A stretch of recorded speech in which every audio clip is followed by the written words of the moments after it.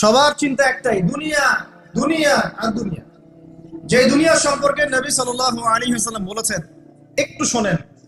যে মনে করেন এটা একটা মহাসাগর। নবী সাল্লাল্লাহু আলাইহি ওয়াসাল্লাম বলছেন এখানে একটা আঙ্গুল ঢুকিয়ে দাও, দিয়ে বের করো। এই আঙ্গুলে যতটুকু পানি আছে এটা দুনিয়া, আর এই পুরো মহাসাগরে যত পানি আছে এটা পরকাল। একদিন সাহাবীদেরকে নিয়ে নবী যাচ্ছেন সাল্লাল্লাহু আলাইহি ওয়াসাল্লাম, একটা মৃত গাধা বা বকরির বাচ্চা পড়ে আছে, মৃত গাধা বকরির বাচ্চা। সাহাবীদেরকে বলছেন, হে আমার সাহাবীরা, তোমরা কি এই বকরির বাচ্চাটাকে 1 দিরহামের বিনিময়ে কিনতে চাও? কিসের বিনিময়ে? 1 দিরহাম। দিরহাম কি জিনিস সেটা পরে বোঝাবো ইনশাআল্লাহ, ওইগুলো এখন বুঝবেন না। দিরহাম কি জিনিস সেটা পরে বুঝবেন। দিরহাম থাকলে আর রিজার্ভ কমতো না। দিরহাম থাকতো যদি কোনো কান্ট্রি, রিজার্ভ আর কমতো না। রিজার্ভ কমে ডলারের ভিত্তিতে। ডলার হচ্ছে এখন সারা ওয়ার্ল্ডের ডমিনেটিং কারেন্সি, ওটাকে হার্ড কারেন্সি বলে।